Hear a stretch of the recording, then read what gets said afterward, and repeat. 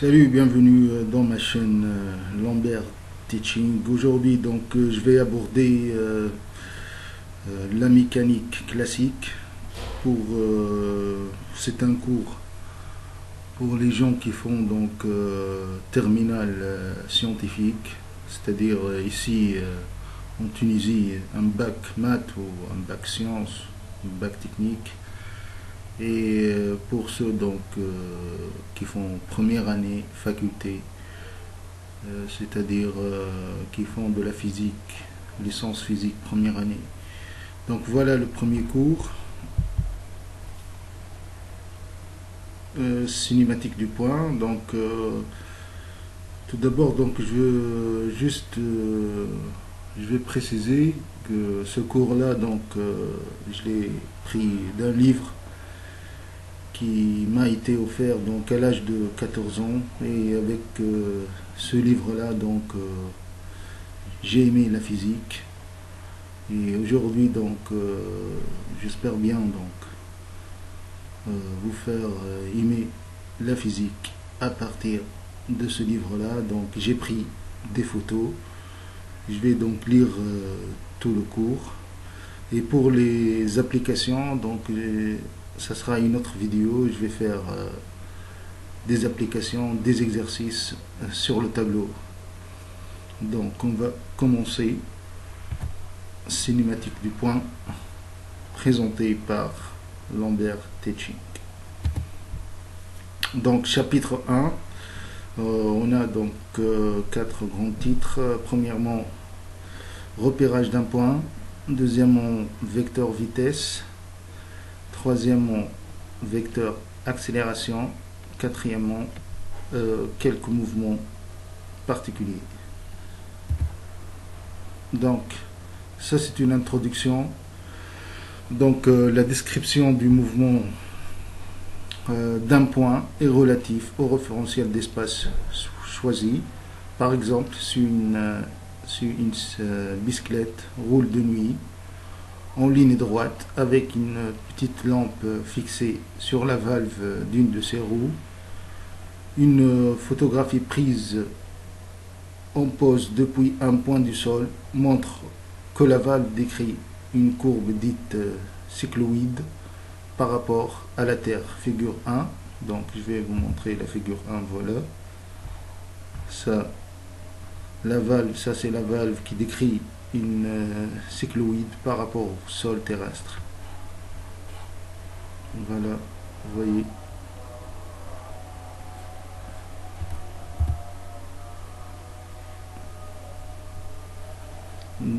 Et je reprends. Mais si la photographie est prise depuis l'axe de la roue, la valve décrit une circonférence autour du noyau. Donc la figure 2. Voilà, la valve décrit une circonférence par rapport à l'axe de la roue. Voilà.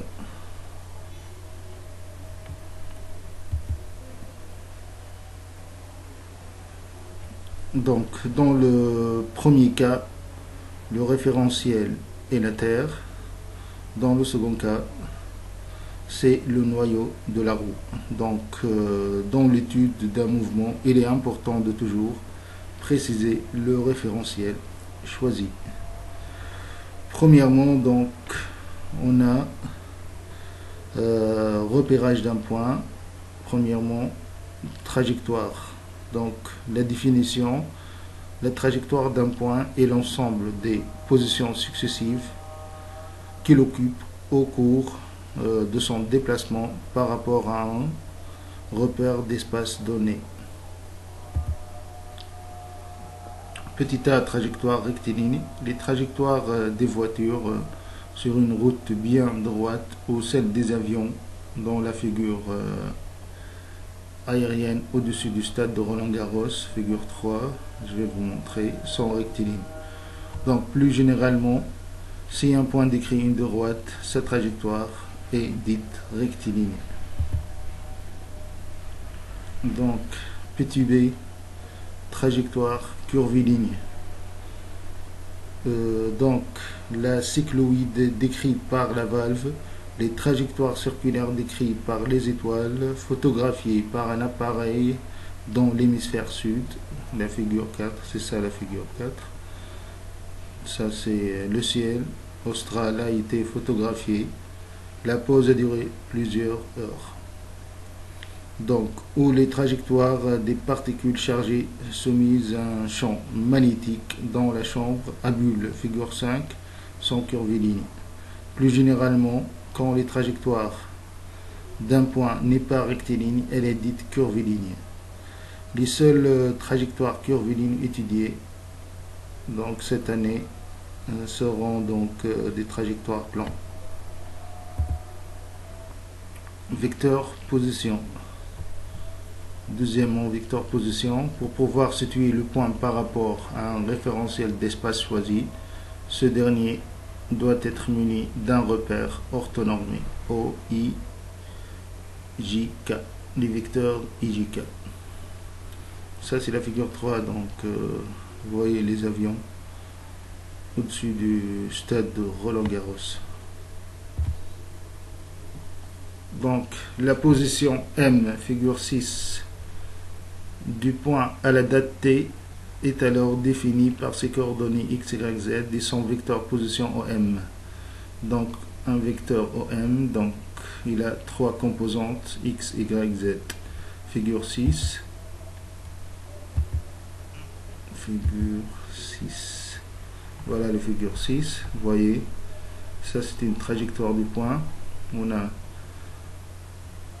le point M, donc le vecteur OM, il est repéré donc par trois coordonnées x, y, z. Ça c'est notre repère IJK. Voilà le vecteur position du point M en M et le vecteur OM x, y, j, z, k.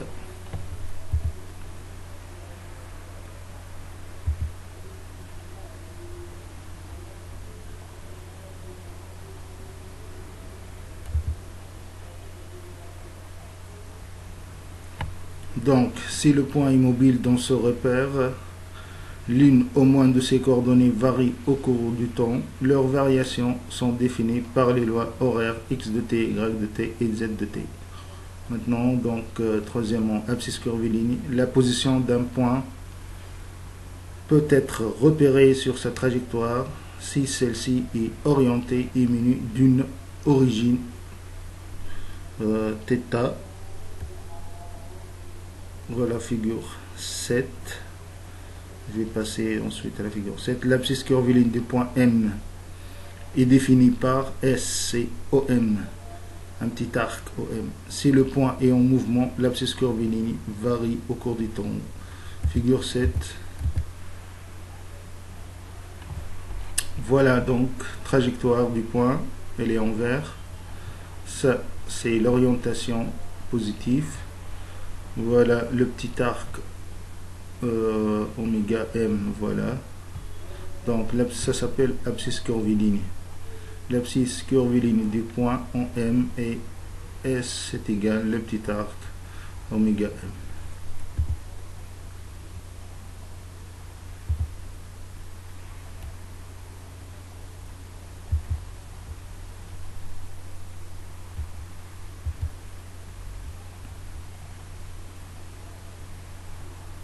Voilà.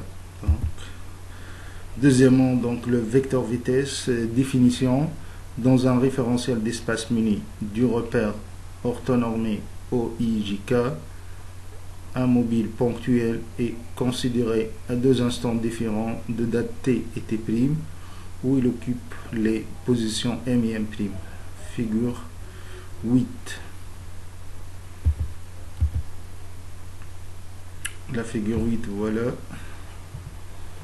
Voilà, donc ça c'est la trajectoire. Voilà deux points à l'instant t, à l'instant t', gm'. Voilà donc OM, le vecteur, et le vecteur OM'. Ça c'est le vecteur MM'.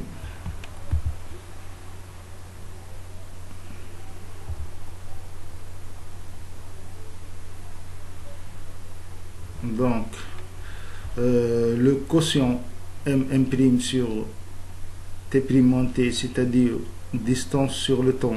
Ça, c'est une distance, ça c'est un temps. C'est le vecteur vitesse moyen du point mobile pendant la durée T' moins T. Donc, par définition, V de M, c'est égal à la distance sur le temps. Donc, M' sur T' moins T. J'intercale ici donc le point O. J'aurai MO plus OM'. Ça sera OM' moins OM. Donc, sur T' moins T. C'est une grandeur vectorielle. Par définition, le vecteur vitesse V du point en M à la date T dit vecteur vitesse instantanée et la limite de ce quotient lorsque T' tend vers T. Voilà, donc V, par définition, ça sera la limite lorsque T tend vers T' de M' sur T' moins T. Ça, c'est la figure 5 de tout à l'heure, trajectoire curviligne d'une particule chargée soumise à une force. Voilà. Donc, je passe. V, par définition, est la dérivée par rapport au temps du vecteur position EM. Donc, V, c'est la dérivée du vecteur position par rapport au temps.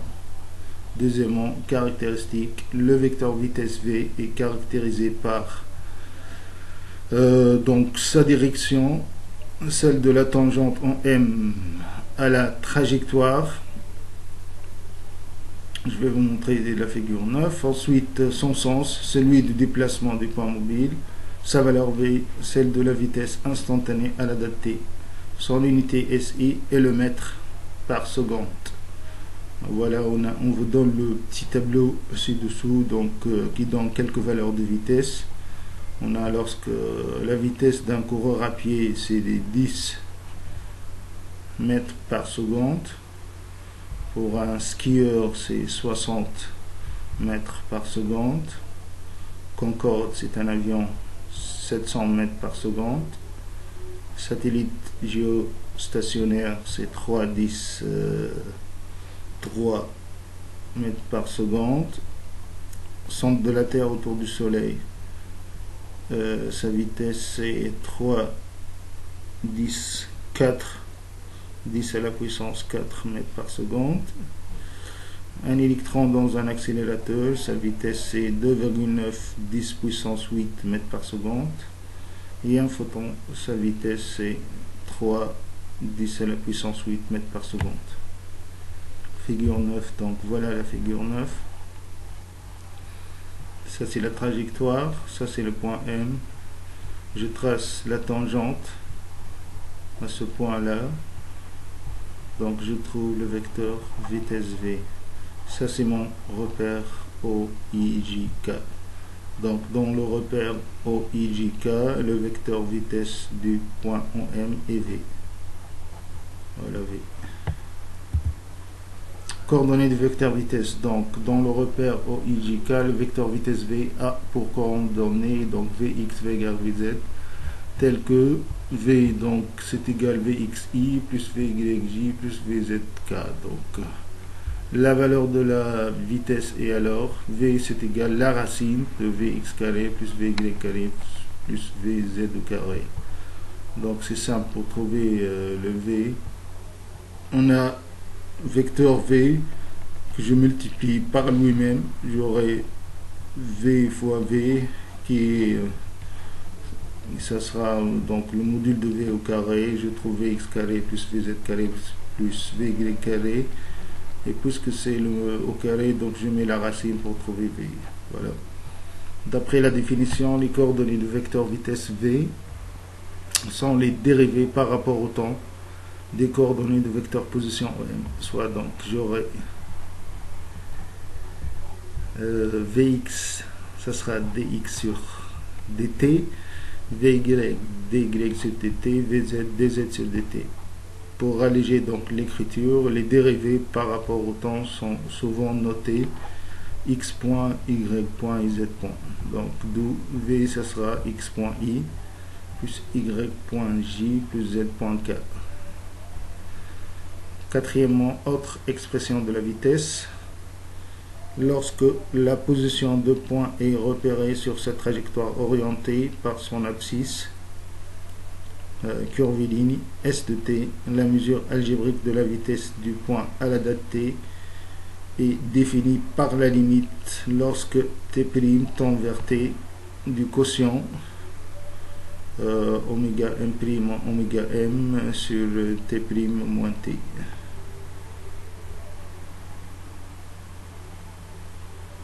Je fais ça. Donc passe soit donc vs c'est égal à la limite t tend vers t' tend vers t oméga m' oméga m sur t' moins t. Donc elle est donc la dérivée par rapport au temps de l'abscisse curviligne du point en m.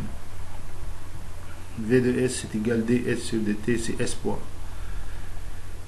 Le vecteur vitesse du point en m est alors donné par l'expression v c'est égal vs fois le vecteur tau. C'est un vecteur unitaire de la tangente. Tau est le vecteur unitaire de la tangente en m à la trajectoire orientée dans le sens positif de celle-ci. Voilà. Oméga, le m, je trace la tangente, ça c'est le vecteur v et ça c'est le vecteur unitaire petit tau. Ça c'est la trajectoire envers et ça c'est le sens positif du déplacement. Troisièmement, vecteur accélération, donc définition. Si le vecteur vitesse du point varie en valeur et en direction au cours du temps, ce point subit une accélération dans le repère. Donc OIJK à la date t, le vecteur vitesse du point est v et à la date t', il est v'. Le vecteur accélération moyen du point pendant la durée t' moins t est défini par vecteur accélération AM moyen v' moins v sur t' moins t. Donc, et le vecteur accélération A du point M à la date t et la limite de ce quotient lorsque t' tend vers t.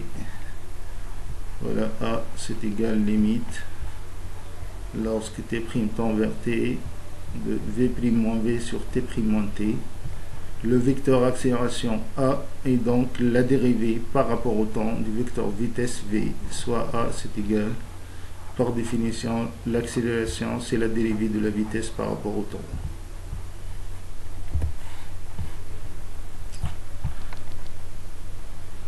Donc c'est aussi la dérivée seconde du vecteur position. Voilà, la vitesse, je remplace la vitesse c'est la dérivée de vecteur position. Voilà, puisque v est égal d de om sur dt, je remplace, j'aurai une dérivée seconde deux fois, donc j'aurai a c'est égal à la dérivée seconde de o de m sur dt2. Deuxièmement, coordonnées de vecteur accélération dans le repère OIJK. Les coordonnées du vecteur accélération A sont AX, AY, AZ telles que le vecteur accélération, il a trois composantes. A de X suivant I, A de Y suivant J, A de Z suivant K. D'après la définition, les coordonnées de A sont les dérivées premières par rapport au temps des coordonnées de vecteur vitesse V. Voilà donc la figure. Ça c'est le point M à l'instant T, le point M' à l'instant T'. Ça c'est la vitesse V, ça c'est la vitesse V' à l'instant T'. Et ça c'est le repère OIJK.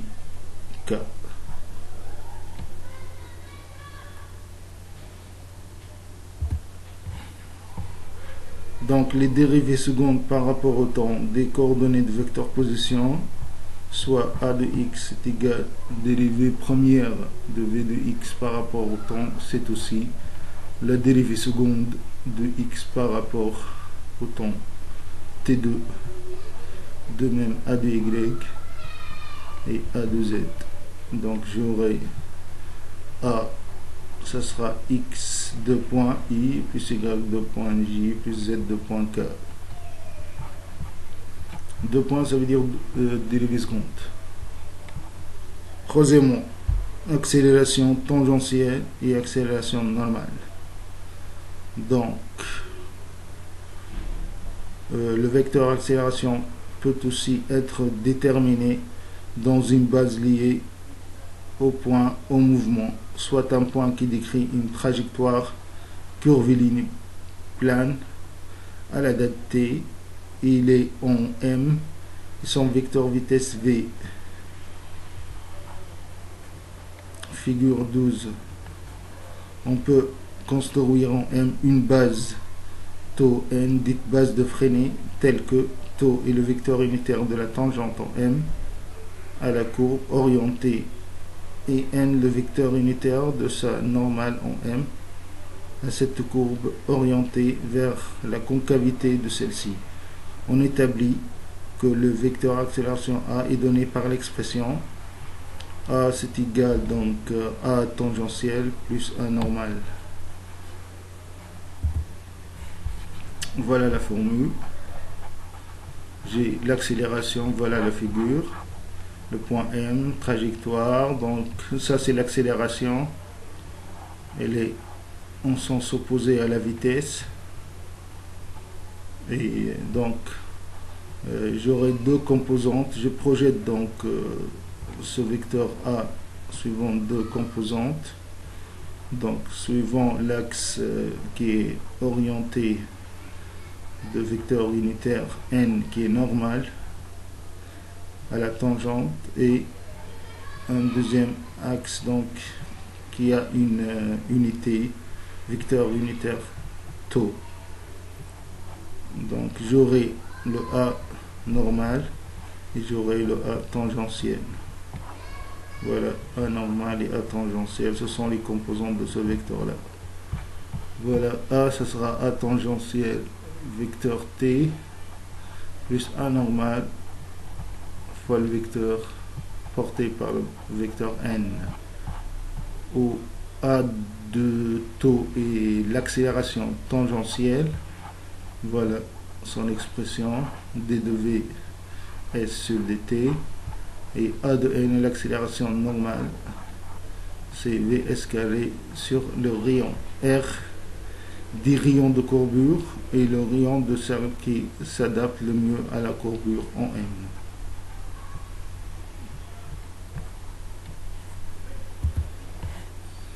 Quatrièmement, caractéristique du vecteur accélération. Donc, le vecteur accélération A du point mobile ressort de l'étude précédente. Petit a, donc, direction et sens. Premier cas, la trajectoire curviligne et plane. Le vecteur accélération A est toujours orienté vers la concavité de la courbe. En effet, le vecteur vitesse donné par V, c'est égal Vs fois T. En effet, donc, et le vecteur accélération donné par A, c'est égal A tau fois le vecteur tau plus A normal fois le vecteur n, non pas même direction. Tau est porté par la tangente et n par le rayon, orienté vers le centre de courbure, comme on a vu donc dans la figure. Ça c'est la figure 13. Voilà, donc ça, le skieur en vol décrit une parabole. Le vecteur vitesse du point G est tangent à sa trajectoire et son vecteur d'accélération vertical comme le poids est bien orienté vers la concavité de la courbe.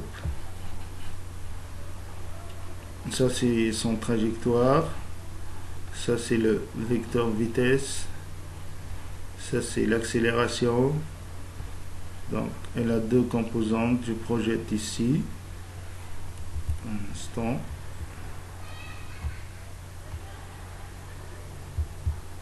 Oh, voilà.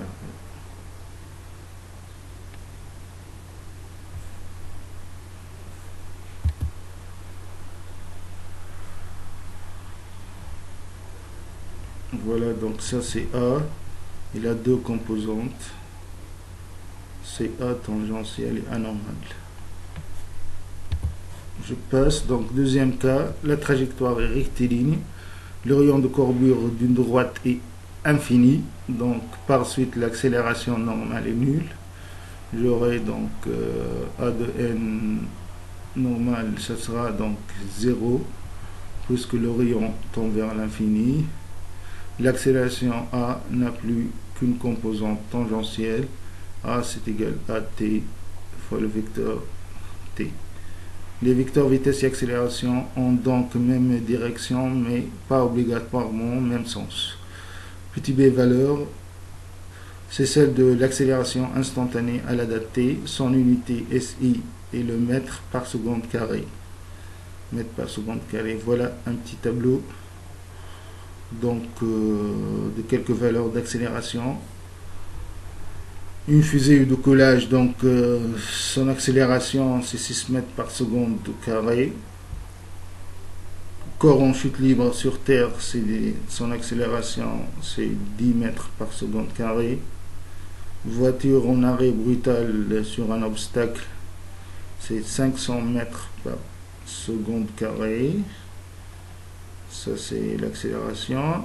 Et un électron dans un poste de télévision, son accélération c'est 10 puissance 16 mètres par seconde carré. Ça c'est la figure 14.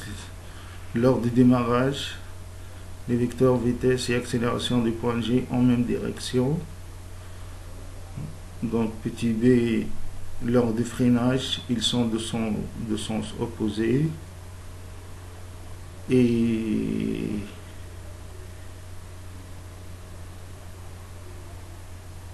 ça c'est dans un mouvement rectiligne, donc ils sont de sens opposé.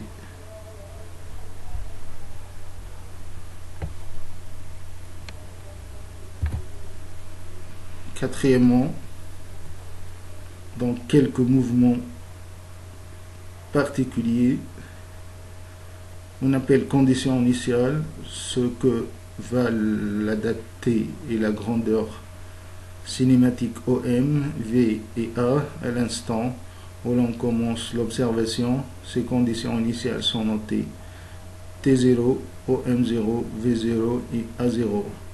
En général, on choisit T0 égale 0. Premièrement, mouvement rectiligne uniforme. Un point est animé d'un mouvement rectiligne uniforme s'il décrit une trajectoire rectiligne toujours dans le même sens et à vitesse constante. En conséquence, le vecteur vitesse V est constant, V égale V0, soit le repère OI selon la trajectoire rectiligne du point à la date t. Si le point occupe la position M d'abscisse X, son vecteur position est OM égale XI. Et son vecteur vitesse V et V égale VXI, c'est égal V0XI. Comme le vecteur vitesse V est constante, le vecteur accélération, donc, ce sera donné. Le vecteur accélération A est nul, puisque A c'est égal d de V sur dt. Parce que si je dérive une constante c'est 0. Le primitif de d de x sur dt c'est égal v0 de x. Et v0 c'est condition initiale. Donc j'aurai x c'est égal v0 xt plus une constante.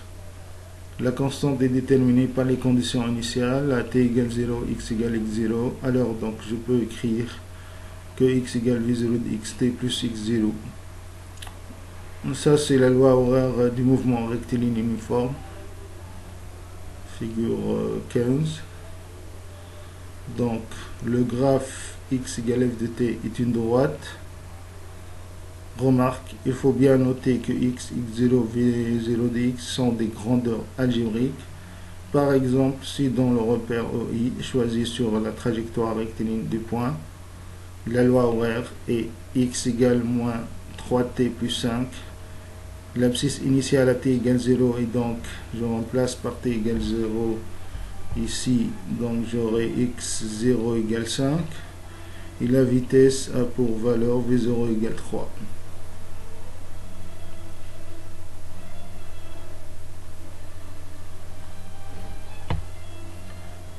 Mais pour valeur algébrique v0 égale moins 3, donc toutes ces grandeurs étant exprimées en unité du système international. Mouvement rectiligne uniformément varié. Deuxièmement, un point est animé d'un mouvement rectiligne uniformément varié si sa trajectoire est rectiligne et si son vecteur accélération est constant. En conséquence, le vecteur accélération A est constant. A, ce sera A0. Petit a, loi horaire, soit le repère OI choisi sur la trajectoire rectiligne du point. La primitive de d de v sur dt c'est égal à A et v c'est égal à 0t plus une constante. La constante est déterminée par les conditions initiales. A t égale 0, v est égal v0. J'aurai donc v de x égale a0 xt plus v0 de x selon OI. Et la primitive de d de OM sur dt c'est égal à v et OM ça sera donc 1 demi a0t carré plus v0t plus c'. Cette seconde constante c' est elle aussi déterminée par les conditions initiales. Si at égale 0 OM c'est égal OM0, alors OM ça sera 1 demi a0t carré plus v0t plus OM0.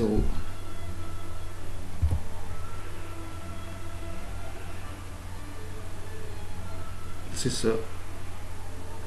D'où la loi horaire selon OI. Voilà la loi horaire. X est égal à 1 demi A0 xt carré plus 0 xt plus x0. La courbe x égale f de t est une parabole. Dans le cas particulier où les conditions initiales sont t égale 0, x0 égale 0 et v0 égale 0, les expressions précédentes sont plus simples. V de x ça sera a0x de t et x c'est 1 demi a0x t carré. Petit b, mouvement retardé et mouvement accéléré. Un mouvement est accéléré si le produit a fois v est positif, soit ax soit v de x positif. A de x et v de x ont donc même signe. C'est l'ensemble de la bille en chute libre, figure 17. Un mouvement est retardé si le produit a fois v est négatif, soit a de x fois v de x négatif, selon OI. A de x et v de x sont donc de signes contraires. C'est l'exemple d'une bille lancée verticalement.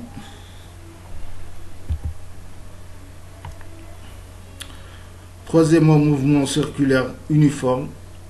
Un point est animé d'un mouvement circulaire uniforme si sa trajectoire est un cercle et si sa vitesse est une valeur constante, Vs égale V0S. Petit a, étude de l'abscisse curviligne. La trajectoire du point est un cercle de rayon R, centre O. Le point occupe la position M à la date T. Sur cette trajectoire, on choisit une origine oméga et un sens positif de parcours. L'abscisse curviligne des points en M est alors S est égal à OM. Et sa vitesse, c'est Vs, c'est la dérivée de S par rapport au encore noté S point. Elle est constante. V de S est égal à V0S. Loi horaire, la primitive de ds sur dt égale V0 de S et S égale V0S fois T plus S0. Si S égale S0 à T égale 0, c'est la loi horaire des mouvements uniformes sur la circonférence. Et si on choisit comme condition initiale M au point orienté, j'aurai l'expression, voilà, ça c'est la chute, Ça s'appelle chronophotographie de 2 billes en chute libre de 2 masses différentes. Ça c'est un cliché. Donc accélération dans la base de freinée TN liée au point M, l'accélération s'écrit ATT plus ANN. Or la valeur de la vitesse du point étant constante, sa dérivée par rapport au temps est nulle. ATO, ça sera dvs sur dt, c'est 0. Et l'expression de l'accélération A se réduit en A égale AN fois N, avec AN c'est égal vs carré sur L. L'accélération A n'a plus une composante normale. Le vecteur accélération du point est toujours dirigé vers le centre du cercle. Il est dit centripète. La valeur de l'accélération est constante et non nulle, puisque la vitesse a une valeur constante. Étude des variables angulaires. Abscisse angulaire alpha du point, c'est l'angle alpha oméga OM. Son unité dans le système international est le radian. Sa relation avec l'abscisse curviligne S, c'est le petit arc oméga M. Ça sera donc alpha c'est égal oméga M sur R, c'est S sur R, donc S c'est égal R fois alpha. Voilà. Vitesse angulaire oméga, c'est la dérivée par rapport au temps de alpha, soit oméga d de alpha sur dt, noté encore alpha point. Son unité en système international est le radian par seconde. Sa relation avec la vitesse du point est obtenue en dérivant alpha, qui est S sur R, d'où oméga est égal S point sur R, ça sera Vs sur R. Donc Vs c'est R oméga. Pour un mouvement uniforme, la vitesse angulaire oméga, comme la vitesse curviligne Vs, est constante. La primitive de d alpha sur dt égale oméga s'écrit alpha c'est égal oméga t plus alpha 0. Alpha 0 étant l'abscisse angulaire initiale. T égale 0, alpha égale alpha 0. C'est la loi horaire du mouvement circulaire uniforme. Si les conditions initiales sont t égale 0, alpha égale 0 égale 0, le point est en M à t égale 0, l'expression précédente devient alpha c'est égal oméga fois t. Accélération angulaire, j'aurai alpha seconde. C'est la dérivée par rapport au temps de la vitesse angulaire. J'aurai alpha seconde, ça sera d de oméga sur dt. Son unité, donc en système international, est le radian par seconde carré. Dans le cas d'un mouvement circulaire uniforme, oméga est constante. Sa dérivée d de oméga sur dt est donc nulle. L'accélération angulaire, comme l'accélération tangentielle, est nulle, mais le point possède une accélération normale. AN, ça sera Vs carré sur R. Compte tenu de Vs qui est égal à R fois oméga, cette expression s'écrit aussi A normal, ça sera oméga carré fois R. Période et fréquence. La période t est la durée nécessaire pour effectuer un tour, soit un angle alpha de 2π. J'aurai alpha, ce sera égal 2π, c'est égal oméga fois t. Donc la période t, c'est 2π sur oméga. La période s'exprime en secondes. La fréquence n est l'inverse de la période n, ça sera 1 sur t. Elle est exprimée en Hertz. C'est le nombre de périodes par seconde. Voilà la figure 18. Donc, figure 18, ça c'est le point O, trajectoire circulaire. Le sens c'est positif. Ça c'est le vecteur vitesse. Ça c'est l'accélération qui est normale. Voilà, A. Le vecteur n et le vecteur tangentiel, ça c'est le point M, et ça c'est l'origine oméga, donc voilà le petit arc oméga M. Donc en conclusion, ce qu'il faut savoir, pour étudier le mouvement d'un point, il est nécessaire de préciser le référentiel et le repère qui lui est lié. Repérer la position M du point par son vecteur position M. Il a trois composantes x, y, y, j plus zk. Ou par son abscisse curviligne S est égal oméga M sur sa trajectoire curviligne d'origine oméga. Donc, deuxièmement, définir le vecteur vitesse qui est la dérivée du vecteur position M sur dt. Le vecteur accélération, c'est A, c'est le dérivé de la vitesse par rapport au temps. Se souvenir de l'expression de A dans la base de Freinet, Tn en M, A elle a deux composantes, donc A tangentielle et A normale. A tangentielle, l'accélération tangentielle c'est d de v sur dt, l'accélération normale c'est v carré sur r. R c'est le rayon de courbure. Troisièmement, reconnaître un mouvement rectiligne uniforme, ça veut dire la vitesse est égale v0, vecteur constant, donc l'accélération est nulle. Si le mouvement est rectiligne et uniformément varié, donc l'accélération A, ce sera A0, c'est un vecteur constant.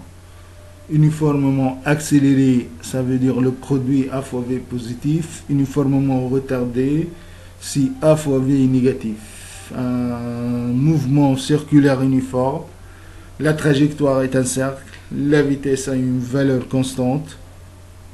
Donc je dois mémoriser les relations du mouvement circulaire. S c'est égal R fois alpha, V c'est égal R fois oméga. Connaître pour un mouvement circulaire et uniforme, A tangentiel c'est égal 0, A normal c'est oméga carré R.